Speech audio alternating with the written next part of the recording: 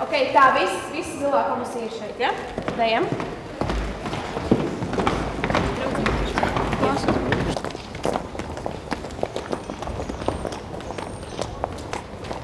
Tā nav slikta, piemēram, ēnu dienā ir tas portāls ēnu dienas vai kas.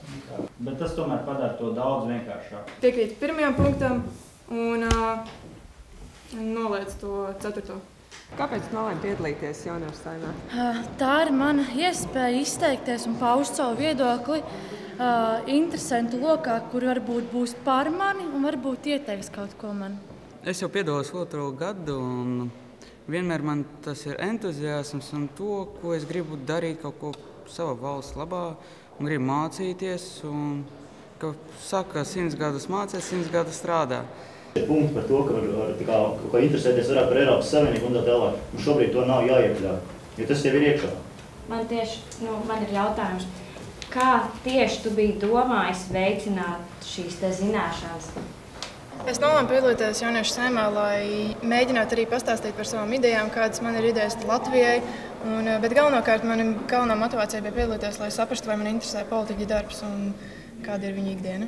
Par to ēdienu, tas skolas kafejnīcā pārdod vairāk cīsīnes, kas cīsīnes nav tik daudz tauku, piemēram, tas šaubos ar māju to jaunieši ir aptaukojušies.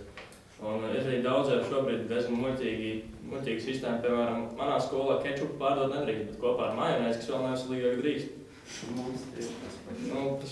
Tad ir jāizdomā kārtīgi. Vai bija viegli aizstāvēt savas idejas un pārliecināt kolēģis?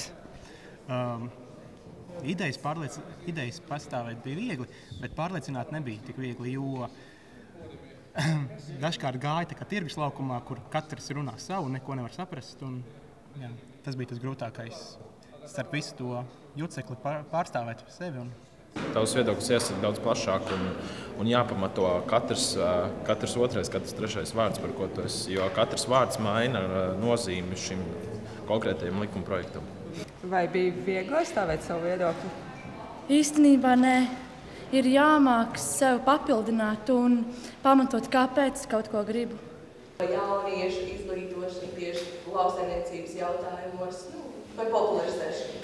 Jauniešu izglītošana vai lauksaimniecības kā potenciāls nozares? Viņu interesi viņos raisīt par lauksaimniecību. Kāds ir tavs priekšstats par deputātu darbu? Tas nav viegls darbs. Tas nebūtu nav viegls darbs. Tā nav atsēdēšana un nebūtu nav tagad urbināšana, kā saka tautā. Tas ir tiešām grūts darbs, ka tu reāli sēdi. Sēdi, tev jāsaka visam līdzi. Tas nav viegli. Tas ir tā stundās atsēdēt kā skolā, bet tas tā nav skola, tas ir nopietns darbs. Es pārliecinājos, ka politiķa darbs ir vēl interesantāks nekā es to biju gaidījusi. Man tiešām, es tagad esmu simtprocentīgi pārliecināta, ka es arī vēlos arī studēt šajā jomā un arī varbūt turpmāk kļūt par Latvijas politiķu.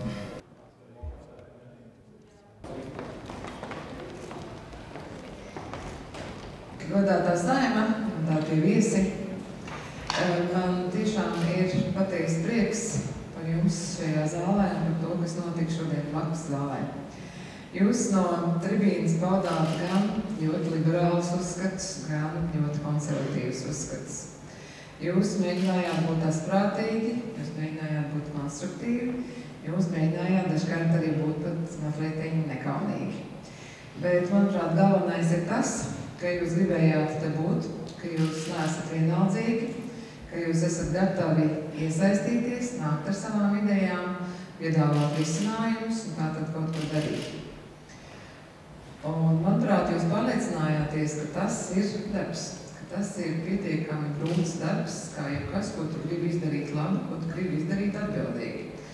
Un es ceru, ka jūs pārliecinājāties, ka visvieglākais ir sēdēt malā mājās uz dīvām, teikt, viss ir slikti, nekas nav labi, ko viņi tur dara, viss ir nepareizi.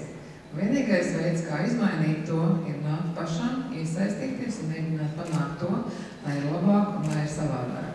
Un jūs to šodien apliecinājāt, ka jums nav vienalga, ka jūs gribat darīt. Un jūs apliecinājāt, ka jūs varat, mākat un gribat arī strādāt. Cilvēktiesības juridisko lietu komisija, kā nākotnes politiķi, ir izvēlējusi Sabīni Miķelsonu.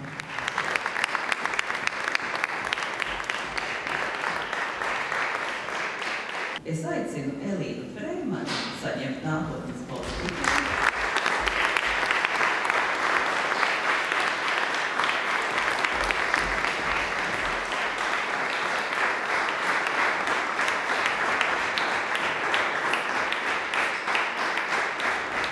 novēlētu nākamais jauniešu saimnes dalībniekiem?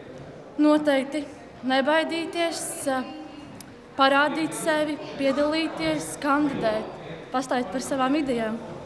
Drosmi, vēlmi, ziņkārīgumu un galvenais nebaidīties. Es piedalīšos jauniešu saimā arī nākamgad, jo man patika.